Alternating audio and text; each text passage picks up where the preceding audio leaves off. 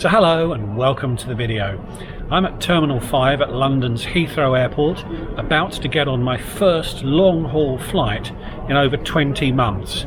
Flying today with British Airways, obviously, because it's Terminal 5, from London to Miami. Travelling in premium economy today. This is about the 4th or 5th iteration of this trip. I started off with a first class booking, but I've ended up in premium economy after a number of cancellations and rebookings, but it should still be a very pleasant daytime flight.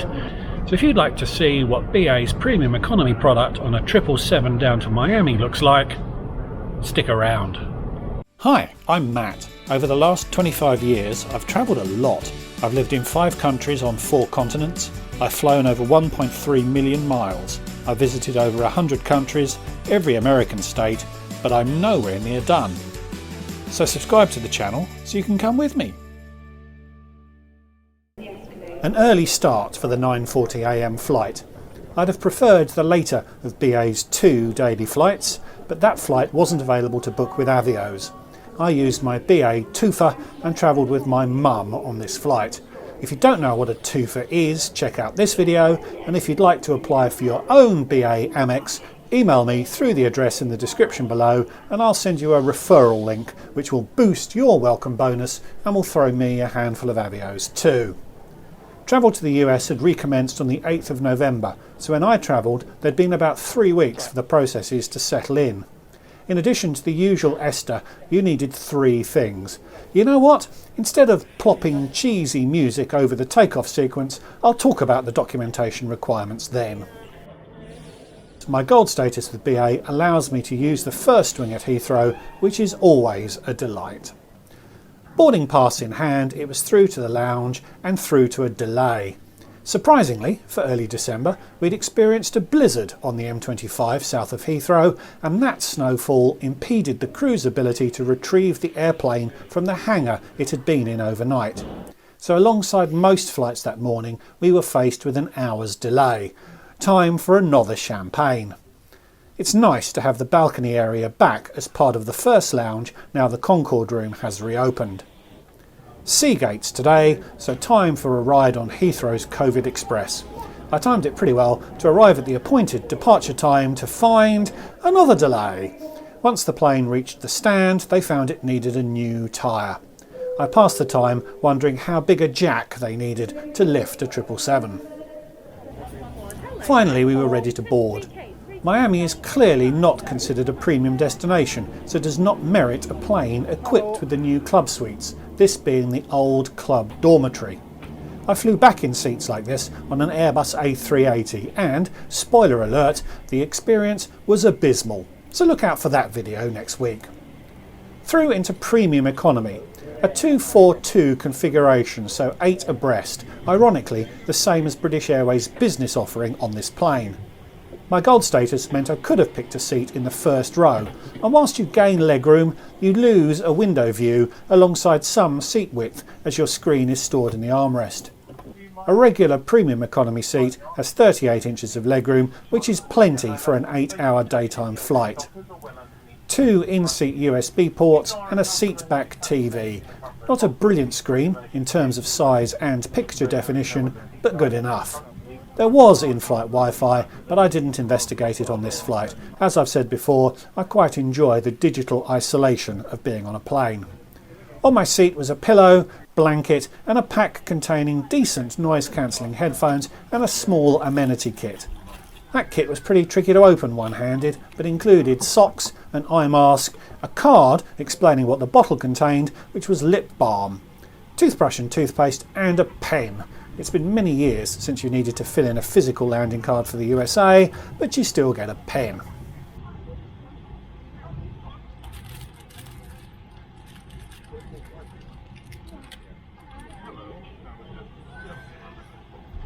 The seat was quite thin but had an adjustable headrest and felt well padded for long flights.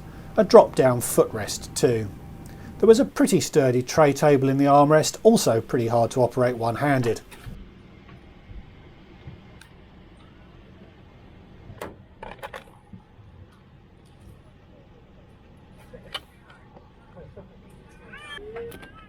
A pull-out TV controller which also controls the reading light, Note there's no personal air vents, probably because they cost money and I was flying on British Airways. It wasn't the newest plane and I did spot the occasional maintenance issue, but overall the onboard accommodation is quite acceptable. A cursory investigation out of the window revealed what would lead to our third delay: snow on the wing, which would need de-icing. By the time the plane was ready to move, it looked like it had all melted, but I guess it's not something to take risks with. So after a fairly ponderous taxi to the de-icing station, the wing was very thoroughly doused. I was annoyed by the delay, but it was quite interesting to watch, and it's not something you see every day when flying from the UK. Finally, 2 hours and 10 minutes late, we took off. By sitting over the wing, what I gained in seeing the de-icing close up, I lost from the takeoff view. I said that the US needed 3 things: proof of vaccination, a negative test result, and a signed entry attestation through which you legally confirm your status. This test can be the simpler antigen test, but it needs to be supervised so the US authorities can be certain that the swab went up your nose rather than your dog's. I used Cured, which gives a discount to BA customers. I swabbed myself whilst video conferencing with a very bubbly Filipino lady who seemed to be working from her bathroom with her kids screaming in the next room. It might seem quite a daunting process, and you do need to do things in the right order within a very specific time window, but it is a straightforward process and they will help you through it. Don't let it put you off. I had all the documentation printed off and ready to go when BA sent yet another email encouraging me to use the Verifly app to allow online check-in. I'd heard nothing but negativity about Verifly and the online reviews are terrible, but I thought I should give it a go. If nothing else, it would give me something to moan about in this video. But, dear viewer, it was brilliant. A little fiddly, particularly when it came to photographs, but I was able to process everything through the app in about 3 minutes, and everything was verified back to me within 10 minutes. This gave me a green tick in the app, which looped around to BA's site. I then flashed that green tick at the airport, and completing check-in took seconds. The people behind Verifly have had to work very quickly to get the app to work in a world where the regulations they're delivering against are constantly changing, and I think the negative reviews come from the app not being as stable as it needed to be. But every day that passes gives them time to improve the app, so it was a reasonably smooth process for me. If nothing else, the app gives you an up-to-date checklist of things you need to complete, so I do recommend that you give it a chance. Pretty quickly after takeoff was a drinks round, a G&T for me, with a very un-British but quite tasty packet of pretzels. Lunch was then served, all on one tray, with a starter salad, another un-British but very tasty chicken tikka main course, and a pud. No menus were provided, so I never found out what the dessert was, although it was a little bland. I also cannot report in detail on the other choice of main, although I do know it was vegetarian. Red or white wine was offered too. A pretty good feed all in all. Premium economy gets better quality food than economy. The mains are allegedly the same as are offered in business, albeit with different presentation. The all-on-one tray approach is pandemic related, and I have a hunch that only offering 2 choices of main course sits somewhere between being a pandemic measure and BA trying to save a few quid. Premium economy is supposed to share loos with the economy cabin, although the business class facilities just through the curtain regularly proved irresistible to passengers in premium economy on my flight. I did head to the back of the plane to see the loos we should have used, which are pretty spacious, certainly compared to short-haul aircraft. This is how I found it, not in the best condition, but you can't expect the crew to be in to tidy up between every untidy passenger. This was a Heathrow-based 777, so the economy cabin was 9 abreast in a 333 configuration. Gatwick-based 777s are configured as 343, so are 10 abreast, which is something to be aware of. Whilst I was up the back, I took a moment to check out the view, unobstructed by the wing. A pretty direct routing today, entirely over water, except for the takeoff and landing. The seats have a pretty decent amount of recline, which is great, although if the passenger in front of you chooses to recline fully, it can make it quite tricky to access your seat. People with reduced mobility would find it really tricky to wriggle in, and even the fittest will have to ask their neighbour to move to get in or out. I didn't really capture much footage of the in-flight entertainment, partly as there wasn't much I was interested in watching. The reduced flow of new movies through the pandemic is now being reflected in a fairly narrow range of in-flight movies. I did, though, enjoy a Louis Theroux documentary about some odd bloke who's now in prison after falling out with a woman over a park full of tigers. Time passed fairly quickly, and about an hour before landing a snack was served. A bit of a stretch to call this a second meal, but at least the coronation chicken had some claim to Britishness. We made up 25 minutes of the delay in flight, so managed to land in daylight. I tried the view behind the wing for landing, and the framing of the shot worked out much better. This premium economy experience mirrored what I'd previously experienced in that cabin. It's a cabin and a product that I think BA has got just about right. The personal space is decent and is perfectly adequate for a moderate or even lengthy daytime flight where sleep is not the priority.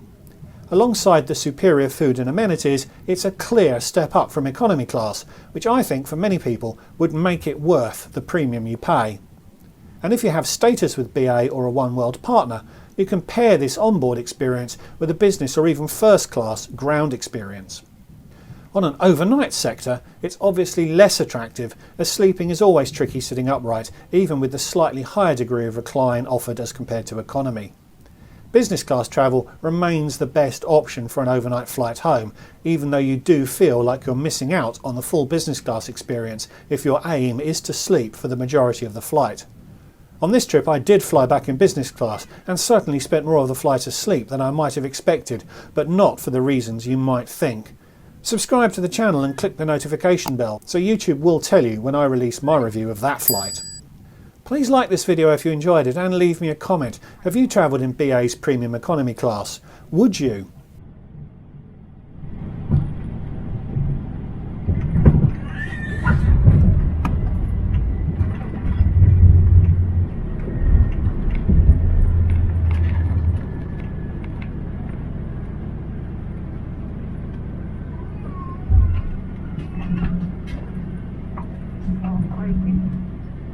I'll leave you in Miami Airport. Some combination of Verifly and BA had obviously passed all of our information to the US immigration authorities, as our time at the inspection desk was very smooth and very rapid. Unfortunately, the 55-minute wait to reach the inspection desk was less smooth and was certainly not rapid. In fact, it was a right pain, but I'll talk more about how awful Miami Airport is in next week's video. So thanks for watching, and I'll see you all in the next one. Goodbye.